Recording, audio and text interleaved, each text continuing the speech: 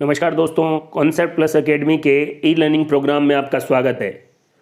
दोस्तों, यूनिट और यूनिट के टाइप के बाद हम बात करते हैं डायमेंशन के बारे में, विमा के बारे में। विमा कोई नया शब्द नहीं है, आपको इसको देख के परेशान होने की ज़रूरत नहीं है। आप जानते हैं 7 फंडामेंटल यूनिट है, उनके नाम आपको अच्छे से याद है। नहीं याद है तो मैंने आपको वीडियो में अच्छे से चार्ट, उनके मात्रक और मात्रकों को किन लेटर से लिखा जाता है वो भी बताया है।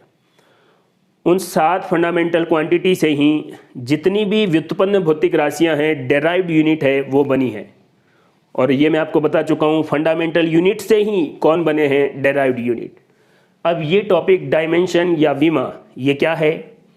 आप जानते हैं कि जितनी भी मूलभूत भौतिक राशियां हैं उनको इस रूप में प्रदर्शित किया जाता है, जैसे मास को m, लेंथ को l, टाइम को t, टेम्परेचर को केल्विन, इलेक्ट्रिक करंट को एम्पियर, अमाउंट ऑफ मैटर को मोल और ल्यूमिनस इंटेंसिटी को कैंडेला के रूप में। इस लाइन के बारे में आप अच्छे से जानते हैं, चार्ट में भी मैंने आपको अच्छे से बता दिया है। यदि कोई डेराइव्ड यूनिट है और हम चाहते हैं कि उसको इन राशियों के टर्म्स में या इन फंडामेंटल यूनिट के टर्म्स में लिखा जाए, तो इसे ही क्या कहेंगे, डायमेंशन। वास्तव में दोस्तों, डायमेंशन क्या है? किसी भी क्वांटिटी को एक्सप्रेस करने के लिए, कोई भी क्वांटिटी, फंडामेंटल नहीं, फंडामेंटल के लिए तो टर्म्स आपके पास है, लेकिन किसी भी क्वांटिटी को एक्सप्रेस करने के लिए जो फंडामेंटल यूनिट है उन पर क्या लगा देते हैं, पावर लगा देते हैं, और इसे क्या कहेंगे, डायमेंशन या विमा। अब एक टर्म और है डायमेंशन फॉर्मूला। ये क्या करता है कि एक रिलेशन शो करता है। विमीय सूत्र फिजिकल क्वांटिटी और फंडामेंटल क्वांटिटी के बीच रिलेशन को क्या करता है, शो करता है। जब हमने यूनिट और टाइप ऑफ यूनिट के बारे में बात की थी, तो कुछ बेसिक जो भौतिक राशियां हैं उनके मैंने आपको यूनिट निकाल के बताए थे। शुरुआत में मैंने आपको वेलोसिटी या वेग बताया था और उसकी यूनिट होती है मीटर पर सेकेंड। ये क्या हो गया, यूनिट। अब हम इसकी डायमेंशन या विमा लिखना चाहते हैं, तो देखिए मीटर क्या है, लेंथ, और सेकंड क्या है, टाइम। अब सेकंड नीचे है, ऊपर जाएगा तो माइनस में, तो इसकी डायमेंशन क्या हो गया, L-T-1। दूसरी जो क्वांटिटी है वो हम लेते हैं एक्सेलरेशन या त्वरण। इसका यूनिट हमने निकाल लिया था मीटर पर सेकंड स्क्वायर। अब देखिए मीटर को L में और सेकंड स्क्वायर टाइम है, ऊपर चला जाएगा तो L-T-2। नेक्स्ट क्वांटिटी में आपको यहां पर बता रहा हूं, फोर्स या बल। ये सारी क्वांटिटी के यूनिट आपको अच्छे से पता होने चाहिए। पहले से भी कुछ क्वांटिटी के यूनिट और डायमेंशन आपको पता होंगे, लेकिन कोई बात नहीं, धीरे धीरे हम एग्जाम में आने वाले क्वेश्चंस की तरफ भी बढ़ेंगे। बल या फोर्स, मास इंटू एक्सेलरेशन। तो देखिए एक्सेलरेशन की क्या होती है, L-T-2, और मास को क्या लिखेंगे, m, तो m1 L1 T-2। ये किसकी डायमेंशन हो गई, किसकी विमा हो गई, फोर्स की। जब यूनिट मैंने आपको पढ़ाया था तब भी ये 3 बातें आपको बड़ी अच्छी तरीके से बताई थी। और दोस्तों, एग्जाम में इस तरीके के क्वेश्चन पूछे जाते हैं। प्रेशर, दाब, y यंग का प्रत्यास्थता गुणांक, स्ट्रेस जिसको हिंदी में प्रतिबल कहते हैं, इन तीनों क्वांटिटीज की यूनिट क्या होती है, सेम होती है। जब यूनिट सेम होगी तो इनकी डायमेंशन भी क्या होगी, सेम होगी। प्रेशर की यूनिट आपको पता है, या फॉर्मूला आप जानते हैं, F/A। तो देखिए F की डायमेंशन ये रही। अगर उसके नीचे A का मतलब है एरिया, और एरिया को क्या लिखेंगे, लेंथ का स्क्वायर, और ये फोर्स का क्या हो जाएगा, m1 L1 T-2। तो यहां से जब L2 ऊपर जाएगा तो माइनस में हो जाएगा, और माइनस के 2 में से प्लस के 1 गए, इसलिए dimension m1 L-1 T-2। Pressure, y young का प्रत्यास्थता गुणांक, स्ट्रेस प्रतिबल, इन तीनों की डायमेंशन और यूनिट सेम होती है। एग्जाम के पर्पज से बहुत ही ज़्यादा महत्वपूर्ण बात है दोस्तों। कई बार आप क्या करते हैं कि अच्छे से हर एक क्वांटिटी की यूनिट और डायमेंशन आपको अच्छे से निकालना आती है, लेकिन एग्ज़ाम में आपको ये पूछ लिया कि कॉम्बिनेशन देके कि इन दोनों में से कौन सी क्वांटिटी का डायमेंशन सेम है। अब उस टाइम आपको गलती से कोई फॉर्मूला याद नहीं आ रहा है तो फिर आप नहीं कर पाएंगे, भले आपने पूरा यूनिट और डायमेंशन अच्छे से पढ़ा है। बहुत बार मैं आपको बता चुका हूँ दोस्तों, अगर आपको कॉम्पिटिटिव एग्ज़ाम में अच्छे मार्क्स चाहिए, उसके लिए आपको उस तरीके के क्वेश्चन की प्रैक्टिस करनी है जिस पैटर्न में एग्ज़ाम में सवाल आते हैं। आपको कोई ज़्यादा सोचने की और ज़्यादा मेहनत करने की ज़रूरत नहीं है, केवल आप वीडियो को ध्यान से पढ़ें, बार बार रिवाइज़ करें। वीडियो को देखने के बाद उससे संबंधित जो भी टॉपिक है उसके सवाल आप किसी भी बुक से सॉल्व करें। अपने सिलेबस का भी ध्यान रखें।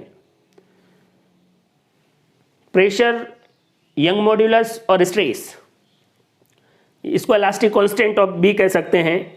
इसकी डायमेंशन हो गई m1, l-1 और t-2, तीनों में से किसी की भी पूछ ले। अब दूसरा इंपॉर्टेंट क्वेश्चन जो सभी प्रकार के एग्जामों में पूछा जाता है, प्लांक कांस्टेंट h। एक फॉर्मूला होता है E बराबर h न्यू, और ये जो न्यू है वो है फ्रीक्वेंसी, और 1 अपॉन फ्रीक्वेंसी क्या होता है, टाइम। इसके बारे में हम आगे अच्छे से बात करेंगे। टाइम क्या होता है, 1 अपॉन फ्रीक्वेंसी। E बराबर h न्यू, आपको h की डायमेंशन चाहिए तो न्यू नीचे आ जाएगा, h बराबर E अपॉन न्यू। E क्या है, एनर्जी। वर्क एनर्जी थ्योरम मैंने आपको बताया था, वर्क और एनर्जी दोनों की डायमेंशन क्या होती है, सेम होती है, दोनों का यूनिट भी सेम होता है। तो वर्क के लिए क्या है डायमेंशन, ये रही। 1 अपॉन न्यू हो जाएगा उसके लिए टाइम, तो 1 अपॉन न्यू को क्या लिखा, टाइम, और इसकी डायमेंशन क्या आ जाएगी, m1 l2 t-1। ये किसके लिए हो गया, प्लांक कांस्टेंट के लिए। नेक्स्ट कांस्टेंट है G, कैपिटल G, गुरुत्वाकर्षण का सार्वत्रिक नियतांक। h की वैल्यू क्या है, मैं केवल यहां पर आपको यूनिट और डायमेंशन बता रहा हूं। G की वैल्यू क्या है, कैपिटल G की, ये आपके दिमाग में आनी चाहिए। जैसे मैं प्लांक कांस्टेंट बोलूं तो आपको पता होना चाहिए कि h की वैल्यू क्या है।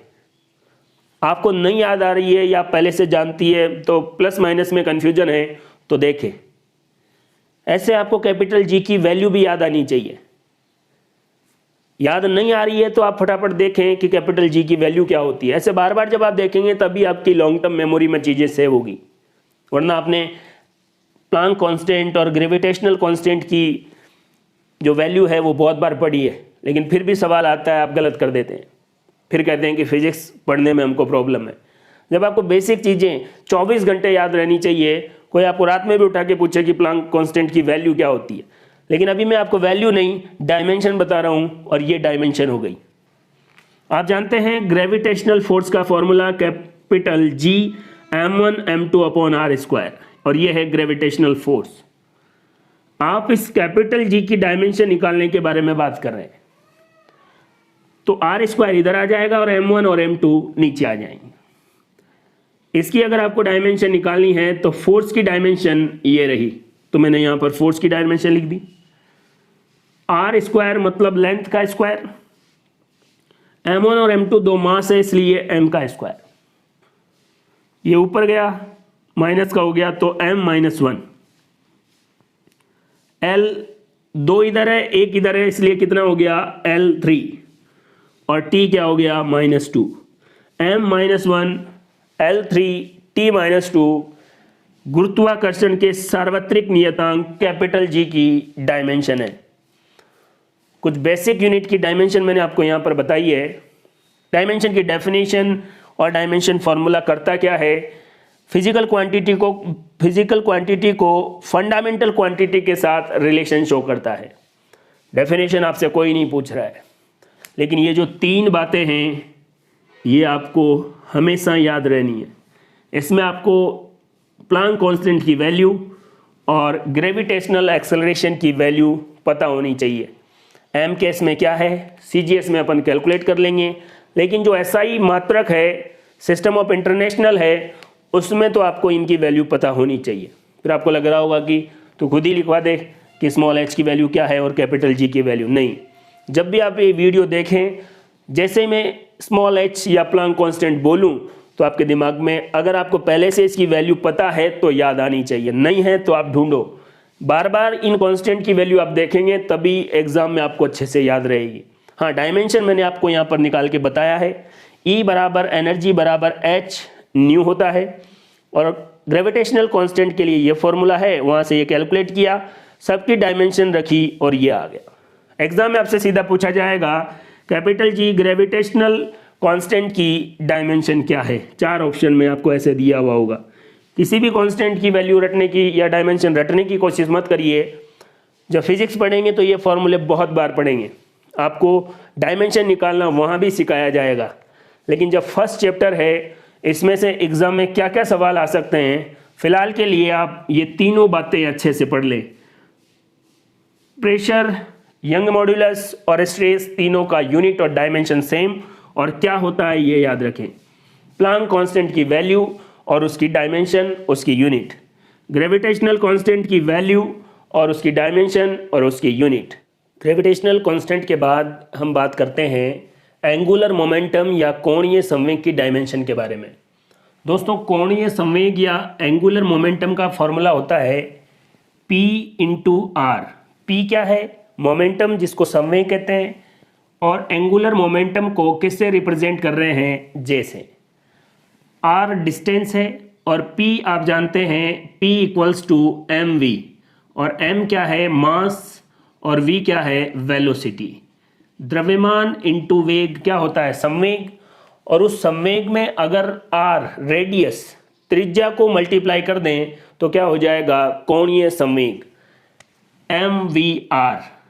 m की डायमेंशन m1, वेलोसिटी की मैं आपको बता चुका हूं Lt-1, और रेडियस क्या है? लेंथ है, इसलिए L1। इसको सॉल्व करेंगे तो क्या आ जाएगा? m1 L, एक ये रहा और एक ये रहा, तो क्या हो गया? L2 और T-1, और ये डायमेंशन किसकी हो गई? एंगुलर मोमेंटम की। कोणीय संवेग की डायमेंशन m1 L2 T-1। अगर आपको फॉर्मूला पता है कि जो लीनियर मोमेंटम है, रेखीय संवेग है, P = mv, उसको अगर r से मल्टीप्लाई कर दें तो क्या हो गया? mvr, और उससे हमने किसकी डायमेंशन निकाल ली? एंगुलर मोमेंटम की। नेक्स्ट जो एग्जाम में सबसे ज़्यादा पूछे जाने वाला क्वेश्चन है वो है सरफेस टेंशन, पृष्ठीय तनाव या पृष्ठ तनाव। इसकी क्या डायमेंशन है? देखिए, फिर कह रहा हूँ 7 फंडामेंटल यूनिट, उनके बारे में आपको अच्छे से जानकारी होनी चाहिए। अगर आपको वो अच्छे से आती है तो जो भी क्वांटिटी का डायमेंशन आपसे पूछा जा रहा है उसका फॉर्मूला आपको आना चाहिए। Surface tension T = F/L। अभी स्टार्टिंग में आपको लग रहा होगा कि ये सारे फॉर्मूले कैसे याद किए जाएं, इन सब के बारे में अपन अच्छे से बात करेंगे, कैसे डेराइव हुए, इनसे रिलेटेड कॉन्सेप्ट, तो बार बार ये चीज़ें आएंगी। लेकिन फर्स्ट टॉपिक में मैं आपको हर एक फॉर्मूले के बारे में पूरी जानकारी दे रहा हूँ। जब टॉपिक पढ़ें तब और रिवाइज हो जाएगा, और उनसे सॉल्व करेंगे क्वेश्चन तब तीसरी बार रिवाइज हो जाएगा, और डायमेंशन में आपको कोई प्रॉब्लम नहीं आएगी। तो T सरफेस टेंशन, पृष्ठ तनाव बराबर बल, और अपन में क्या होती है? लंबाई। आप जानते हैं फोर्स का डायमेंशन ये m1 L1 T-2। पढ़ते पढ़ते आपको वेलोसिटी का, एक्सेलरेशन का, फोर्स का, वर्क जो है वही एनर्जी का, इनकी डायमेंशन आपको याद ही हो जानी चाहिए। बार बार आपको वर्क, फोर्स, इनकी डायमेंशन कैलकुलेट करने की ज़रूरत नहीं पड़नी चाहिए। तो ये फोर्स अपॉन में L1, तो L ऊपर गया, ये माइनस में हो जाएगा और ये कट गया, तो क्या बचा? m1 L0 हो गया और T-2। ये किसकी डायमेंशन हो गई? सरफेस टेंशन, पृष्ठ तनाव की। दोस्तों, आप जानते हैं कैलोरी किसका मात्रक है? ऊष्मा या हीट का। ऊष्मा या हीट क्या है? एक एनर्जी है, और मैंने आपको बताया वर्क एनर्जी थ्योरम से जो यूनिट किसकी है? कार्य की, वर्क की, वही किसकी है? ऊर्जा की। इसका मतलब वही किसकी होगी? ऊष्मा की। और कार्य की डायमेंशन क्या है, m1l2t-2। और आप ये भी जानते हैं कि 1 कैलोरी बराबर 4.2 जूल होता है। अच्छे से इसको याद कर लें, 1 कैलोरी बराबर 4.2 जूल। जो डायमेंशन वर्क की है वही एनर्जी की होगी और वही हीट की होगी। तो अभी आप जैसे अभी आप पढ़ रहे थे कि प्रेशर, यंग मॉड्यूलस और स्ट्रेस तीनों का डायमेंशन सेम है, तो आप यहाँ भी कह सकते हैं हीट, एनर्जी और किसका, वर्क का डायमेंशन सेम है। अब आगे देखते हैं, ये सवाल आरपीएससी द्वारा बहुत बार पूछा जा चुका है। वेलोसिटी इक्वल्स टू 1/μ0 और एप्सिलॉन नॉट। ये μ0 और एप्सिलॉन नॉट क्या है, कांस्टेंट है। इनके बारे में अपन बात करेंगे जब इलेक्ट्रिक करंट या यूँ कह सकते हैं इलेक्ट्रोस्टैटिक्स पढ़ेंगे तब, और μ0 को जब हम मैग्नेटिक इफेक्ट और उसके बारे में बात करेंगे तब पढ़ेंगे। अभी आप केवल जनरल बात याद रखें। और वैसे भी अगर आपको इसके बारे में नहीं भी पता है तो देखिए, एग्जाम में हर बार यही सवाल आता है, लेकिन वो आपको v नहीं देगा, वो आपको बोलेगा 1/μ0 एप्सिलॉन नॉट की डायमेंशन बताओ। और अगर आपको ये v नहीं दिया हुआ है तो बड़ी समस्या हो जाएगी। लेकिन अभी फिलहाल के लिए आप ये याद रखें कि 1/μ0 एप्सिलॉन नॉट, और ये वैल्यू किस में आती है, अंडर रूट में। ये देख लीजिए 1/√μ0 एप्सिलॉन नॉट। अंडर रूट भी आप ध्यान में रखें। कई बार इसको पावर ऑफ कर देंगे तो इतना तो आपको पता है कि अगर इस अंडर रूट के साइन को हटाना है तो यहाँ पर पावर में 1/2 कर देंगे। अगर आपको यूं भी लिखा जाए कि μ0 एप्सिलॉन नॉट पावर -12 तो भी बात वही है। ये अंडर रूट में क्या हो गया, हाफ, और ऊपर गया तो क्या हो गया, -12। और ये किसके इक्वल है, v के, वेलोसिटी के। और वेलोसिटी की डायमेंशन क्या है, L-T-1। जैसे ही बच्चा 1/, मैं फिर कह रहा हूं जितनी भी बार आरपीएससी में ये क्वेश्चन आया है, v गिवन नहीं है, 1/√μ0 एप्सिलॉन नॉट की डायमेंशन बताओ। तो वहां से बच्चा 1/4πε0 Q1 Q2/r², इस तरीके से पूरी कैलकुलेट करके वहां चला जाता है। मेरा यहाँ पर आपको बताने का पर्पज ये है कि ये formula v equals to 1/√μ0 epsilon naught है। इसको ऐसे भी लिखा जा सकता है, इसकी डायमेंशन किसके इक्वल होगी, वेलोसिटी की। एक और क्वेश्चन है, r और c का डायमेंशन क्या होगा, RC। यहाँ पर r क्या है, रेजिस्टेंस, प्रतिरोध, c क्या है, कैपेसिटेंस, धारिता। अगर आपको फिजिक्स पढ़े हुए बहुत दिन हो गए तो भी आप चीज़ों को ध्यान से सुने। एक और बात मैं आपको अपने वीडियोस के बारे में बता देता हूँ। स्टार्टिंग में मैं आपको हर एक चीज़ बिल्कुल सिस्टमेटिक और सलीके से बता रहा हूँ। यही चीज़ बहुत बार मैं आपको रिपीट कर करके बताऊँगा। उस टाइम जब मैं आपको आर बोलूँगा तो आपको आइडिया होना चाहिए कि हम पहले जान चुके हैं। आर क्या है, रेजिस्टेंस। ओम का नियम आप सबको याद होगा, V इक्वल्स टू IR। ये R प्रतिरोध है, धारा प्रवाह में उत्पन्न रुकावट। C क्या है, कैपेसिटेंस, धारिता। आवेश और बटे में क्या है, विभव, वोल्ट। ये कह रहा है कि R और C दोनों का डायमेंशन बताओ, मतलब R इंटू C।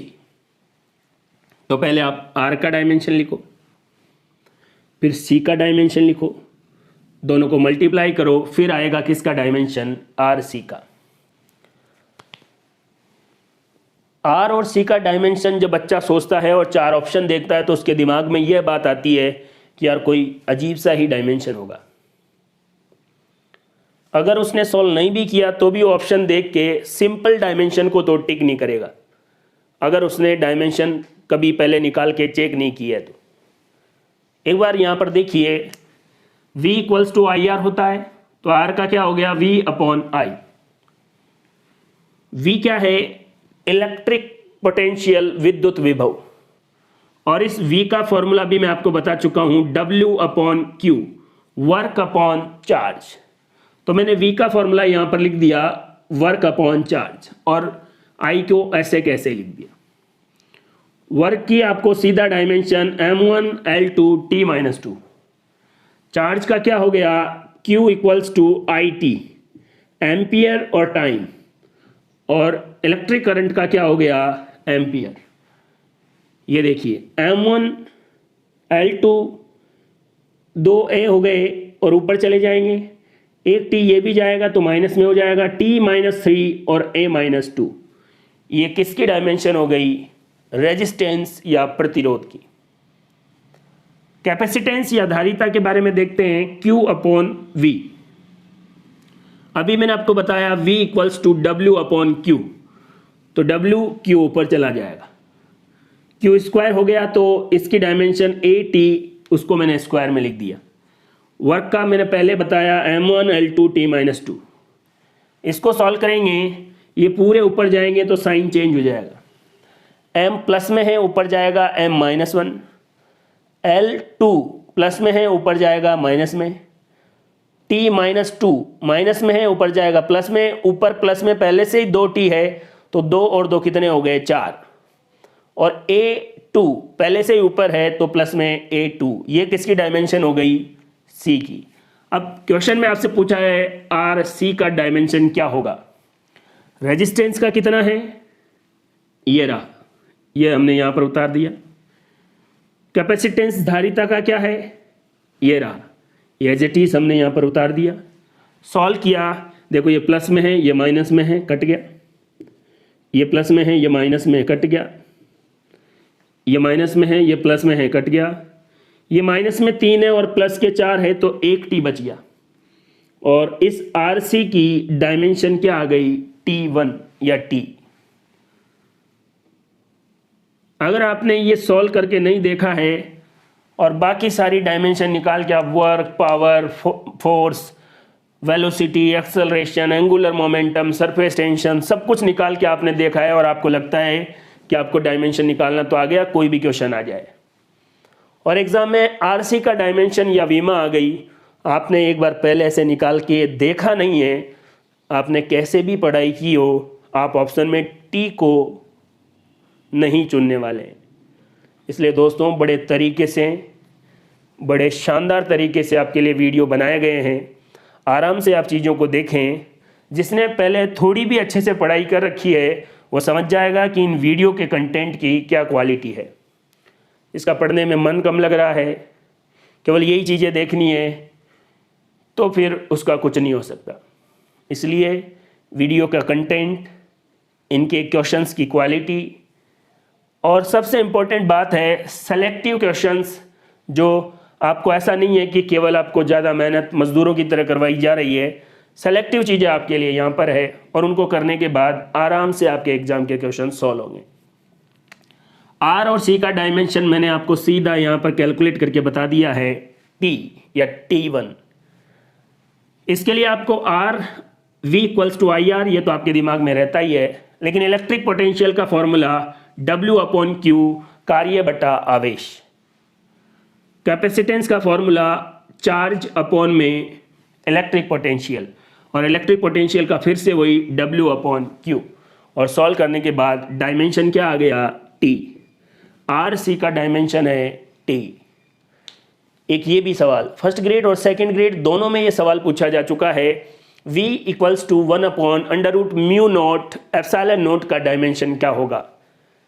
अब इक्वल्स टू नहीं देने के बाद बड़ी समस्या है। अगर V दे दे तो जिन बच्चों ने डायमेंशनल एनालिसिस के बारे में पढ़ा है कि जो डायमेंशन इसकी होगी वही इसकी होगी, तो वो इसकी कैलकुलेट नहीं करेगा, V की वो जानता है, सीधा लिख देगा।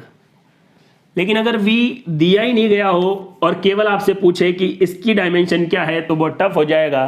ये फॉर्मूला आपको याद रखना है, V इक्वल्स टू 1/√μ0 ε0। एग्जाम के पर्पज से एक और महत्वपूर्ण क्वेश्चन, √LC की वीमा बताओ, डायमेंशन ऑफ √LC। इसके लिए मैंने आपको डायमेंशन कैलकुलेट करके बताइए। एल क्या है? इंडक्टेंस या प्रेरण। मैग्नेटिक इफेक्ट या इलेक्ट्रोमैग्नेटिक जब अपन पढ़ेंगे उसके बारे में, जब तब एल या प्रेरण या इंडक्टेंस के बारे में बात करेंगे। अभी केवल अपन फॉर्मूले की बात कर रहे हैं। तो ये है फाई अपॉन आई, और ये फाई है मैग्नेटिक फ्लक्स, और इस फाई का फॉर्मूला है B इंटू ए, और B है मैग्नेटिक फील्ड। B क्या है? Magnetic field. तो मैग्नेटिक फ्लक्स क्या हो गया? B इंटू ए, और I क्या हो गया? Current I। यहाँ पर जो A है वो है एरिया। एक एक चीज़ मैं आपको अच्छे से समझा रहा हूँ, ध्यान से देखें। अब हमें देखो, A एरिया हो गया, I करंट हो गया, इनकी डायमेंशन तो मिल गई, क्योंकि आप जानते हैं एरिया की डायमेंशन क्या होगी? L स्क्वायर, और करंट की क्या हो गई? Ampere A। B की हमें डायमेंशन चाहिए। एक फॉर्मूला होता है F बराबर Q into V into B। पहली इंपॉर्टेंट बात तो ये है, यहाँ पर V जो है वो वेलोसिटी है, वेग है। तो B इक्वल्स टू क्या हो जाएगा? B चाहिए Q, और V क्या हो जाएगा? यहाँ नीचे आ जाएंगे। फोर्स की आपको पता है dimension M1 L1 T-2। Charge आप जानते हैं AT। वेलोसिटी मैंने आपको बता रखा है LT-1। इसको सॉल्व करेंगे तो मैग्नेटिक फील्ड की जो इंटेंसिटी बोल सकते हैं B, उसकी वैल्यू है, उसका डायमेंशन है M1 L0 T-2 A-1। देखिए M1 L1 भी है, ये यहाँ से कट गया, T एक प्लस में एक माइनस में यहीं कट गया, A ऊपर जाएगा और माइनस में हो जाएगा, बाकी T-2। अब देखो B की वैल्यू आ गई, यहाँ पुट कर दी हमने। A मैंने आपको बताया एरिया है, L स्क्वायर बोला, I करंट है, एम्पियर, और इसको सॉल्व करने के बाद M1 L2 T-2 A-2 किसकी वैल्यू आ गई? डायमेंशन ऑफ इंडक्टेंस या प्रेरण की विमा। देखो, अगर एल की विमा हमें पता लग गई, अब हमें चाहिए किसकी? सी की, कैपेसिटेंस, धारिता, जिसके बारे में हम बात कर चुके हैं। धारिता या कैपेसिटेंस का formula charge upon electric potential. यहाँ पर ध्यान रखिए, ये V वेलोसिटी है और ये इलेक्ट्रिक पोटेंशियल है। इलेक्ट्रिक पोटेंशियल का फॉर्मूला मैं आपको बता चुका हूँ, कार्य बटे आवेश, W अपॉन Q। तो ये देखिए V और Q क्या हो गया? स्क्वायर, और W आपको पता है वर्क का डायमेंशन। तो देखो 80 का मैंने स्क्वायर कर दिया और वर्क की डायमेंशन यहाँ लिख दी। इसको सॉल्व करने के बाद आपके पास ये वैल्यू आ जाएगी, ये ऊपर जाएगा M-1, L2 ऊपर जाएगा L-2, T-2 ऊपर जाएगा, प्लस का हो जाएगा, और T2 पहले से हैं तो T4, और A2 पहले से हैं तो A2। ये किसकी डायमेंशन हो गई? कैपेसिटेंस या धारिता की। अब एग्जाम में जो आपसे सवाल पूछा गया वो है √LC की डायमेंशन बताओ। तो देखो L की वैल्यू ये रही, C की वैल्यू ये रही। जब भी ऐसे सवाल आते हैं तो बच्चे के दिमाग में ये आता है, उसको हल्का हल्का आइडिया रहता है कि इंडक्टेंस और कैपेसिटेंस, यार इनकी तो कोई अजीब सी अलग सी ही डायमेंशन आएगी, इसीलिए ये सवाल एग्ज़ाम में पूछे जाते हैं। जो सवाल आपके एग्ज़ाम में पूछे गए हैं उन्हीं के बारे में हम बात कर रहे हैं। आपको लग रहा हो कि इतनी कैलकुलेशन आपको बार बार प्रैक्टिस करनी है, आपसे सीधा जो है वो LC की, √LC की डायमेंशन पूछ रहा है, तो अभी कैलकुलेट करेंगे। 2 बार कैलकुलेट करने के बाद आपको वैसे ही याद हो जानी है। देखिए M प्लस में है 1, माइनस में ये कट गया, L2 ये कट गया, T-2 ये प्लस में A-2 ये कट गया, ये माइनस का है, ये 4 है तो 2 बच गए। अंडर रूट हटाएंगे तो आपको पता है 1/2, 2 से 2 कट गए, और इसकी वैल्यू क्या आ गई? T। √LC की डायमेंशन है T। बहुत ही बेहतरीन क्वेश्चन है इस टाइप के। एक क्वेश्चन मैंने आपको करवाया था, उसी से रिलेटेड एक क्वेश्चन देखिए, √μ0 ε0 का डायमेंशन बताइए। अब आप कहीं जल्दबाजी में गलती नहीं कर दें। मैंने आपको जब बताया अभी, तो V 1/√μ0 ε0 ये फॉर्मूला होता है। अगर आपको ये पूरी वैल्यू दे रखी होती तो आपकी डायमेंशन होती LT-1, लेकिन क्वेश्चन को ध्यान से पढ़ें, वो बोल रहा है √μ0ε0। तो अगर इसकी वैल्यू निकालनी है तो ये इधर आ जाएगा और v इधर। कहने का मतलब इसकी वैल्यू किसकी हो जाएगी, 1/v जैसी। और v की वैल्यू आपको पता है LT-1, ऊपर जाएगा L माइनस में हो जाएगा और t किस में हो जाएगा, प्लस में। इसलिए हर एक चीज़ को आपको ध्यान से देखना है। क्वेश्चन किसी भी लेवल का हो, अगर आप बिल्कुल बेसिक चीज़ों के साथ समझते हुए चलेंगे, चीज़ों को बार बार रिवाइज करेंगे, तो आपको किसी भी फॉर्मूले की डायमेंशन आसानी से समझ में आएगी। कुछ इंपॉर्टेंट क्वांटिटीज़ की डायमेंशन के बाद हम बात करते हैं कि कुछ ऐसी क्वांटिटी भी है जिनकी कोई डायमेंशन नहीं होती, वो विमाहीन होती है, उनके कोई मात्रक नहीं होते। और जिनके मात्रक नहीं होंगे, जिनकी यूनिट नहीं होंगी, उनकी डायमेंशन नहीं होगी। दो राशियां ऐसी है, दो क्वांटिटी ऐसी है जिनकी यूनिट है लेकिन उनकी डायमेंशन नहीं है, उनको कहते हैं सप्लीमेंट्री क्वांटिटी, पूरक भौतिक राशियां। उसके बारे में भी अपन बात करेंगे, लेकिन जिसकी यूनिट ही नहीं है तो फिर उसकी डायमेंशन नहीं होगी। यूनिट है, डायमेंशन हो भी सकती है, और दो ऐसी राशियां हैं जिनकी नहीं है, जिनको सप्लीमेंट्री क्वांटिटी कहते हैं। यहाँ पर मैंने बात की है, ये भी बड़ा इंपॉर्टेंट कॉन्सेप्ट है। आपसे डायमेंशन पूछी गई है, पता लगा उसका डायमेंशन होता ही नहीं है। तो कुछ भौतिक राशियां जिनकी विमाएँ, जिनकी डायमेंशन नहीं होती है, उनके बारे में हम इसमें बात कर रहे हैं। जैसे किसी भी फॉर्मूले में कोई न्यूमेरिकल वैल्यू है, संख्यात्मक मान है, जैसे काइनेटिक एनर्जी में KE kinetic energy equals to ½ mv²। तो जो ½ है, आधा है, वो न्यूमेरिकल वैल्यू है और इसकी कोई डायमेंशन नहीं होती। जैसे मैंने यहाँ पर एग्जांपल दिया है, मान लो आपके पास कोई न्यूमेरिकल वैल्यू संख्यात्मक मान 2 है, तो उसकी कोई डायमेंशन नहीं होगी। ट्रिग्नोमेट्री जो रेशियो है, ट्रिग्नोमेट्री जो रेशियो है, उनकी भी कोई डायमेंशन नहीं होती। जैसे मैंने यहाँ पर y equals to sine theta, तो y का डायमेंशन, साइन थीटा का डायमेंशन, दोनों ही कोई डायमेंशन नहीं है, डायमेंशन लेस विमाहीन राशि है। तो ये आपको याद रखने हैं, कोई संख्यात्मक मान है, कोई डायमेंशन नहीं। ट्रिग्नोमेट्री रेशियो है, कोई डायमेंशन नहीं। एक और है चर घातांकी फलन या एक्सपोनेंशियल फंक्शन, ये भी क्या होते हैं, विमाहीन होते हैं। लोग के जो मान है, लोग की जो वैल्यू है, जैसे y equals to log EX, ये जो x है, ये आप जानते हैं कि ये न्यूमेरिकल वैल्यू है, इसको अपन पढ़ चुके हैं कि इसका कोई डायमेंशन नहीं होता। ये है बेस, इसका आधार, इसका भी कोई डायमेंशन नहीं है। log EX ये पूरा एक चर घातांकी फलन है और ये मैंने लिखवा दिया है, इसका कोई डायमेंशन नहीं होगा। कोई न्यूमेरिकल वैल्यू है, कोई संख्यात्मक मान है, वो विमाहीन है। त्रिकोणमितीय अनुपात ट्रिग्नोमेट्रिक रेशियो है, वो भी विमाहीन है। चर घातांकी फलन या एक्सपोनेंशियल फंक्शन है, वो भी क्या होंगे, विमाहीन होंगे। यहाँ देखिए, ये 3 ऐसी राशियां हैं, स्ट्रेन, विशिष्ट गुरुत्व और आपेक्षिक घनत्व। इनके फॉर्मूले ऐसे होते हैं कि वैल्यू या इनके जो मान हैं वो रेशियो में लिखे जा रहे हैं, तो ऊपर वाले जो यूनिट है वो नीचे वाले यूनिट से कैंसिल हो जाते हैं और इनका कोई मात्रक नहीं होता। तो ये 3 बातें, स्ट्रेन, विशिष्ट गुरुत्व, स्पेसिफिक ग्रेविटी, आपेक्षिक घनत्व, रिलेटिव डेंसिटी। स्ट्रेन जो है उसको कह रहे हैं डेल्टा L/L और डायमेंशन लेस है, विमाहीन है। देखिए डेल्टा L है लंबाई का डिफरेंस है तो मीटर होगा, L क्या है, लंबाई, वो भी मीटर, और ऊपर वाला मीटर नीचे वाले मीटर से कैंसिल आउट हो जाएगा।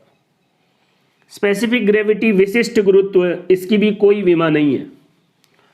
आपके पास इसका फॉर्मूला देख लीजिए, ये आपको याद रखना है। आपके पास कोई पदार्थ है, उसका निश्चित वॉल्यूम, निश्चित आयतन, उसका भार। जैसे आपके पास एक पदार्थ है जिसका आयतन है 2 लीटर।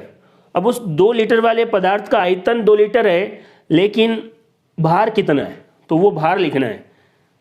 अब जितने लीटर का ये पदार्थ है, जितने आयतन का पदार्थ है, उतना ही आयतन क्या ले लो, जल।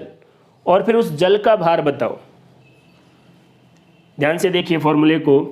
आपके पास एक पदार्थ है, उस पदार्थ का निश्चित आयतन होगा और उस निश्चित आयतन का क्या होगा, भार होगा। जैसे आपके पास पदार्थ 2 लीटर है और उस 2 लीटर वाले पदार्थ का भार क्या हो गया, x हो गया। तो विशिष्ट गुरुत्व में क्या करना है, जितना आयतन आपने जो पदार्थ लिया उसका है उतना ही आयतन क्या होना चाहिए, जल का होना चाहिए। बस जल का तापमान कितना डिग्री सेंटीग्रेड, 4 डिग्री सेंटीग्रेड, क्योंकि इस तापमान पर जल का घनत्व सर्वाधिक होता है। जितना आयतन आपने इसका लिया है उतना ही जल का, इसका आयतन आपको पता होगा और उस आयतन का भार भी आपको पता होगा, और जल के उसी आयतन का भार अपन ज्ञात कर लेंगे। और दोनों के भार का जो अनुपात है, जैसे इसका मैंने x माना, इसका y, x/y क्या है, भार, ये भी भार, ये भी भार। तो कट के वैल्यू कोई यूनिट नहीं होगी, इसलिए ये भी क्या हो गया, डायमेंशनलेस, विमाहीन हो गया। एक और है रिलेटिव डेंसिटी, अपेक्षिक घनत्व। आपके पास जो भी पदार्थ है उसका घनत्व बटे में 4 डिग्री सेंटीग्रेड पर पानी का घनत्व, इन दोनों का जो अनुपात है उसको क्या कहेंगे, आपेक्षिक घनत्व, और वो भी क्या होगा, विमाहीन। यहाँ पर जो भी क्वांटिटी, जो भी राशि या जो भी फॉर्मूला मैंने आपको यहाँ पर बताया है वो क्या है, विमाहीन है। विमा कैसे कैलकुलेट करनी है, 7 फंडामेंटल यूनिट आपको याद रखनी है और उससे किसी भी क्वांटिटी की डायमेंशन या विमा आप कैलकुलेट कर सकते हैं। लेकिन इसके साथ साथ आपको ये भी पता रहना चाहिए कि किन राशियों की विमा है ही नहीं, विमा है ही नहीं और आप कैलकुलेशन करने में लगे हुए हो, इसीलिए आपको पता होना चाहिए। ये चीज़ें आपको ज़रूर पता होना चाहिए। रिलेटिव डेंसिटी, अपेक्षिक घनत्व, विशिष्ट गुरुत्व, स्ट्रेन, ये 3 हैं जिनकी विमा नहीं है। साथ में एक्सपोनेंशियल फंक्शन, चरघातांकी फलन, त्रिकोणमितीय अनुपात और कोई भी संख्यात्मक मान, इन सभी की ना तो कोई मात्रक होता है और ना ही कोई विमा होती है। मैंने आपको बताया कि किन किन भौतिक राशियों की ना तो कोई मात्रक होता है और ना ही कोई विमा होती है। लेकिन 2 ऐसी राशियां हैं जिनका मात्रक तो होता है, यूनिट तो होता है, लेकिन विमा नहीं होती, डायमेंशन नहीं होती। और ऐसी फिजिकल क्वांटिटी को नाम दिया जाता है सप्लीमेंट्री क्वांटिटी, और इनकी यूनिट को क्या कहा जाता है, सप्लीमेंट्री यूनिट। लेकिन इनके अंदर कोई डायमेंशन नहीं होगी। तो देखिए, पूरक भौतिक राशियां सप्लीमेंट्री क्वांटिटी किसे कहते हैं, ऐसी भौतिक राशियां जिनके मात्रक तो होते हैं लेकिन विमा नहीं होती। जो मात्रक होते हैं, जो यूनिट होती है, उनको क्या कहा जाएगा, सप्लीमेंट्री यूनिट या पूरक मात्रक। जैसे 2 भौतिक राशि आपके पास है जो सप्लीमेंट्री है, तलीय कोण और ठोस कोण, प्लेन एंगल और सॉलिड एंगल। इनके जो मात्रक है उनको अपन क्या पढ़ेंगे, सप्लीमेंट्री यूनिट या पूरक मात्रक। तलीय कोण का मात्रक है रेडियन, जिसको RAD से लिखेंगे, और ठोस कोण का, सॉलिड एंगल का मात्रक है स्टेरेडियन, जिसको SR से लिखेंगे। आपसे कोई पूछे इनकी डायमेंशन क्या होती है, मात्रक तो है लेकिन विमा नहीं है, इसलिए इनको कहा जाएगा supplementary physical quantity. Plane angle जो है वो देखिए, यहाँ पर प्लेन एंगल में ये है R, यहाँ से यहाँ तक को कह रहे हैं DS, और ये है D थीटा। जैसे मान लो यहाँ से ये पेन मूव करके यहाँ आ गया, तो कितना थीटा है उसको D थीटा, और ये जो है इसका पेरीमीटर ये DS, और यहाँ से यहाँ तक की जो रेडियस है उसको R। ये इधर वाला जो है ये तो है प्लेन एंगल और ये है सॉलिड एंगल। सॉलिड एंगल जैसे आइसक्रीम का कोन होता है वैसे हैं, ये 2D स्ट्रक्चर है और ये है 3D। तो ये 3D एंगल है सॉलिड एंगल। इसमें भी रेडियस वही रहेगी, लेकिन जो कोन है उसका ऊपर वाले भाग का एरिया कितना है उसको कह रहे हैं DA, और इस एंगल को, इसको D थीटा, लेकिन इसको रिप्रेजेंट कर रहे हैं D ओम। याद रखें ये ओम रेजिस्टेंस का भी मात्रक है, लेकिन यहाँ पर हम सॉलिड एंगल के लिए, और ऊपर क्या आएगा डी ए का मतलब है एरिया, यहाँ पर रेडियस का क्या होगा square. Plane angle, solid angle, radian, steradian, इनकी कोई डायमेंशन नहीं होती, और ऐसी भौतिक राशियां जिनके मात्रक तो होते हैं लेकिन विमा नहीं होती उनको कहते हैं सप्लीमेंट्री फिजिकल क्वांटिटी। दोस्तों डायमेंशन का क्या यूज़ है इसके बारे में बात करते हैं, और इससे बहुत शानदार क्वेश्चन आते हैं। 3 यूज़ है मोस्टली विमाओं के। देखिए यूज़ ऑफ डायमेंशन या विमाओं के उपयोग, इसे हम एक टर्म और कह सकते हैं डायमेंशन एनालिसिस। विमाओं का अगर आप एनालिसिस करेंगे, विमीय विश्लेषण करेंगे, तो आपको 3 चीज़ें आसानी से प्राप्त हो सकती है। पहला तो डायमेंशन एनालिसिस से क्या कर सकते हैं, इसकी सहायता से हम समीकरण की संशुद्धि की जांच कर सकते हैं कि समीकरण सही है या नहीं है। चेक डायमेंशनल करेक्टनेस, किसी भी समीकरण की विमीय शुद्धता को चेक कर सकते हैं। सबके बारे में अपन बात करेंगे, केवल मैं अभी बता रहा हूँ 3 उपयोग क्या क्या है। जब आप किसी समीकरण की डायमेंशनल करेक्टनेस को चेक कर रहे हैं, इसे हम एक सिद्धांत भी कह सकते हैं, principle of homogeneity of dimension.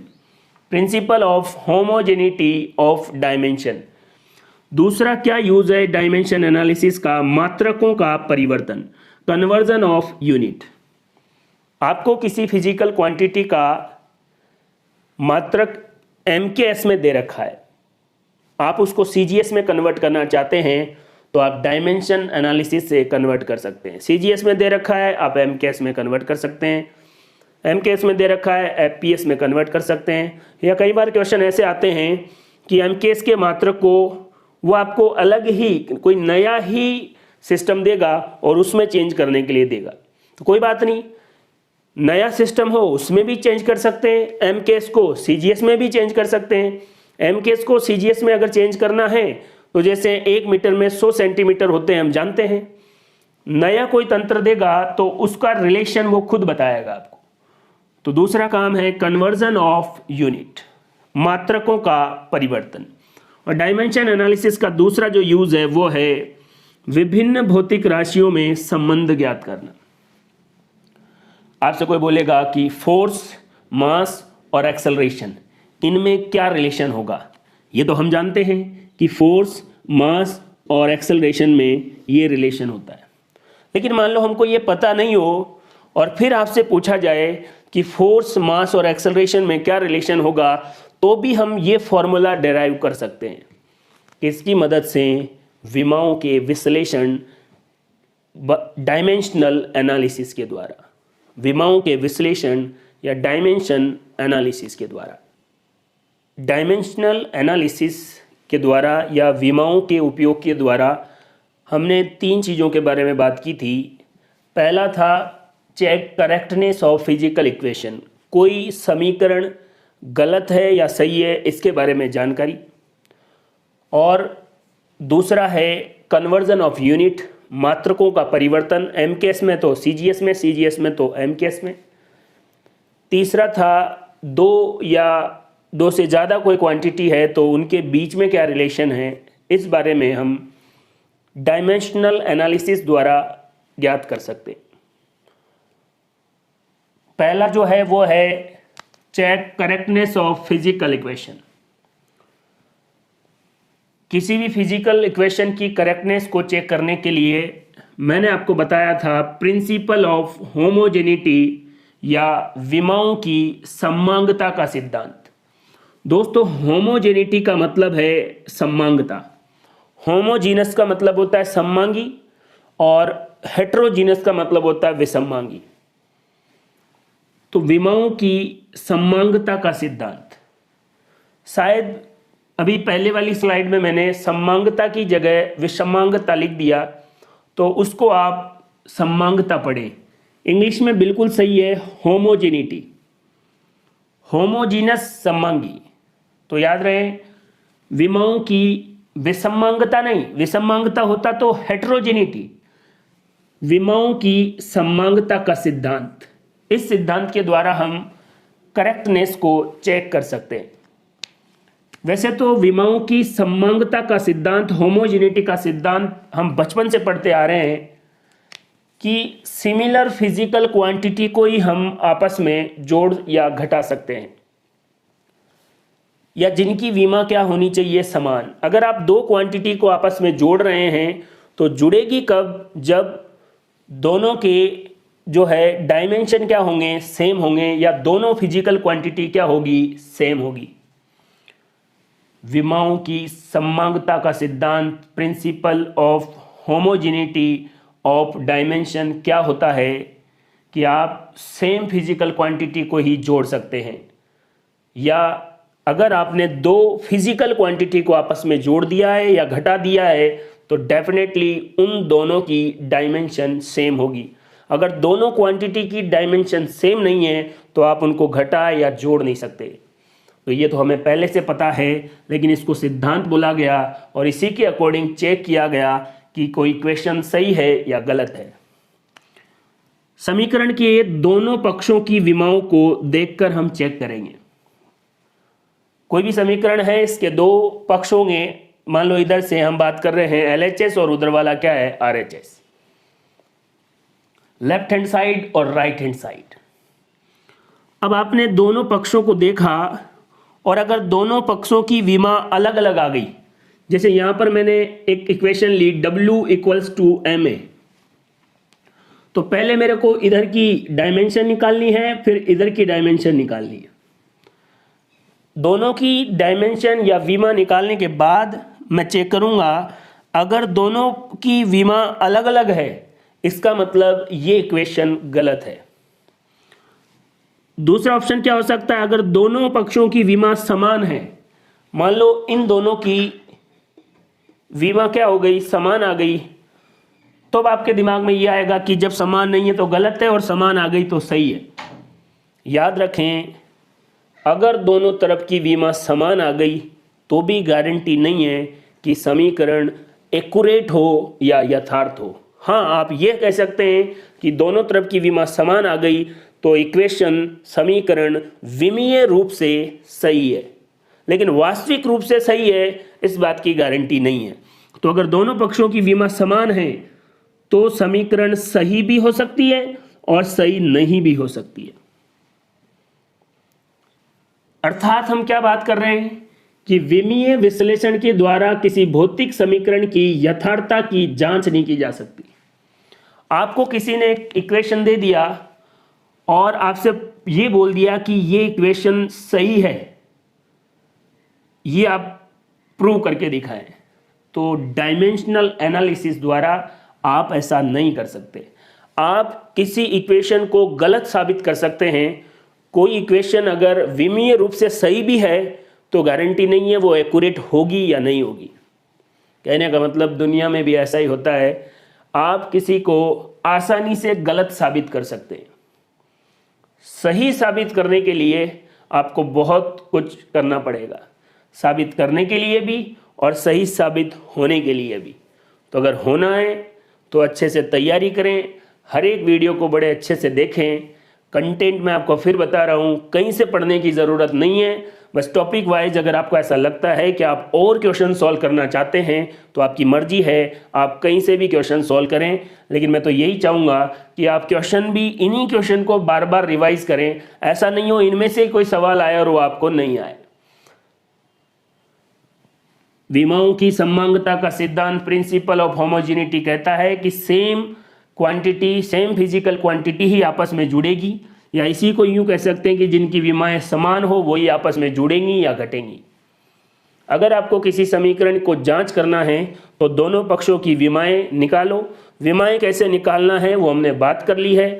निकालने के बाद आपको पता लगा कि दोनों तरफ की विमाएं समान नहीं आ रही है तो आप डैम श्योर है कि ये इक्वेशन गलत है। लेकिन अगर दोनों तरफ की विमाएं समान आ रही है तो अब दो बातें हो सकती है। हाँ, ये तो कंफर्म है कि वो इक्वेशन आपने विमीय रूप से सही साबित कर दी, डायमेंशनली रूप से वो करेक्ट है, लेकिन वो एक्यूरेट है, एग्जैक्ट वही समीकरण है, ऐसा हो भी सकता है और नहीं भी हो सकता। कहने का मतलब विमीय विश्लेषण द्वारा भौतिक समीकरण की एक्यूरेसी की जांच नहीं की जा सकती। इसी बात को मैं यहाँ कुछ एग्जांपल से बताता हूँ। जैसे मान लो मैंने एक फॉर्मूला लिख दिया, कार्य या इक्वेशन लिख दी, कार्य बराबर द्रव्यमान इंटू त्वरण। फिर आपको लग रहा होगा कि सर ये तो गलत है। मैं आपको एग्जाम्पल बता रहा हूँ, इसको तो आप पहले से जानते हैं कि गलत है, लेकिन मान लो कोई अननोन भी आ गया, उसको भी आप दिखा सकते हैं कि गलत है कि सही है। तो देखो, कार्य बराबर द्रव्यमान इंटू त्वरण, W equals to M A. कोई आपसे पूछा कि ये इक्वेशन सही है या गलत है, इसको आप डायमेंशनल एनालिसिस से प्रूव करके बताइए। तो आपने देखा कि कार्य की जो विमा है वो m1 L2 T-2। m की विमा क्या होती है m1 और इसकी क्या होगी L-T-2। तो आपने देखा कि दोनों तरफ की डायमेंशन सेम नहीं है, और अगर दोनों तरफ की डायमेंशन सेम नहीं है तो आप 100% श्योर है कि ये इक्वेशन गलत है। और आप जानते भी हैं कि ये इक्वेशन गलत है। F equals to M A होता है, W इक्वल्स टू तो F इंटू एस होता है, बल गुणा विस्थापन होता है। तो आपने ये प्रूव कर दिया, दोनों तरफ की डायमेंशन अलग अलग आ रही थी, इसका मतलब ये इक्वेशन गलत है। और आप इसको कैसे प्रूव कर दिए? डायमेंशनल एनालिसिस से। और 100% गलत है, ऐसा नहीं है गलत हो भी सकती है या नहीं हो सकती, 100% गलत है। अगर विमीय रूप से कोई समीकरण गलत है, इसका मतलब वो समीकरण बिल्कुल गलत है, कभी सही नहीं हो सकती।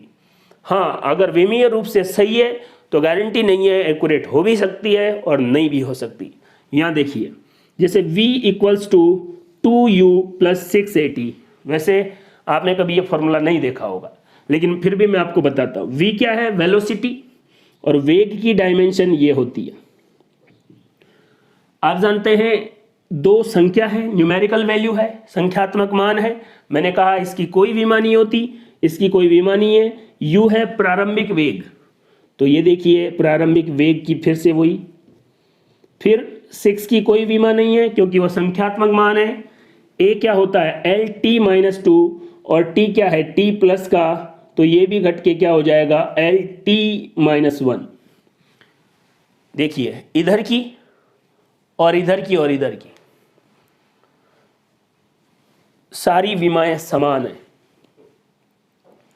ये भी प्रूव हो गया कि ये दोनों देखो जुड़ रहे हैं, तो ये भी L-T-1, ये भी L-T-1, मतलब जुड़ सकते हैं, क्योंकि विमाओं की सममांगता का सिद्धांत कहता है कि जिनकी विमाएं समान हो वही आपस में जुड़ सकता है। तो ये देखो, इसकी भी L-T-1 और इसकी भी L-T-1, वो भी सही है। विमीय रूप से ये समीकरण सही है, लेकिन क्या ऐसी समीकरण वास्तव में होती है? नहीं, ये समीकरण अयथार्थ है, एक्यूरेट नहीं है, लेकिन विमीय रूप से ये सही है। तो अगर दोनों पक्षों की विमाएं समान भी आ रही है तो ये कोई भी समीकरण सही भी हो सकती है और नहीं भी हो सकती। जैसे हमने अभी देखा कि विमाएं समान आ रही है लेकिन ये समीकरण सही नहीं है। अगर मान लो यही आपको ऐसे दिया जाता कि u या v equals to u plus 80, तो भी यही विमाएं आती और ये समीकरण क्या होती? सही होती। तो ये डिफरेंस वास्तव में न्यूमेरिकल वैल्यू की वजह से आ रहा है। न्यूमेरिकल वैल्यू इक्वेशन में आएगी तो उस पर इफेक्ट पड़ेगा, लेकिन विमाओं में न्यूमेरिकल वैल्यू का कोई विमा नहीं होता, इसलिए ऐसी प्रॉब्लम है। तो आप ये बात समझ गए होंगे। विमीय विश्लेषण के द्वारा आप किसी इक्वेशन को गलत साबित कर सकते हैं। अगर कोई इक्वेशन विमीय रूप से सही भी है तो गारंटी नहीं है वो सही हो भी सकती है, एक्यूरेट हो भी सकती है और नहीं भी हो सकती। विमाओं की सममांगता के सिद्धांत से अगर मान लो हम इस क्वेश्चन को सॉल्व करना चाह रहे हैं, तो देखिए, आपसे किसी ने पूछा कि F equals to X upon density plus Y, ये इक्वेशन है, और वो आपसे पूछ रहा है इस x की डायमेंशन बताइए। फिर आप सोच रहे हैं इसका क्या होगा? तो आपको पता होना चाहिए विमाओं की सममांगता का सिद्धांत क्या, कि जो डायमेंशन इधर की होगी वही इधर की होगी, और जो डायमेंशन इस पूरे की होगी वही डायमेंशन इसकी होगी। तो उससे कोई मतलब नहीं है। कहने का मतलब इसकी डायमेंशन और इस पूरे पद की डायमेंशन सेम होनी चाहिए। अब हमसे पूछा x के बारे में, तो अभी हम उसको छोड़ रहे हैं क्योंकि इन दोनों की भी तो बराबर होती है। तो f को किससे मल्टीप्लाई कर दे? डेंसिटी से। और डेंसिटी क्या होती है वो देखिए, f क्या है? m1 L1 T-2 और उसको डेंसिटी से मल्टीप्लाई कर रहे हैं मास अपॉन वॉल्यूम, तो मास और वॉल्यूम L-3। अगर इसको सॉल्व करेंगे तो M2 हो जाएगा, L1 हो जाएगा, या 1 है वो माइनस में 3 है तो कितने हो गए -2, और T भी क्या हो गया -2। ये देखिए आप M2 ये फोर्स है, डेंसिटी इधर मल्टीप्लाई में आ जाएगा क्योंकि हम चाह रहे हैं x की डायमेंशन निकालना, विमा निकालना।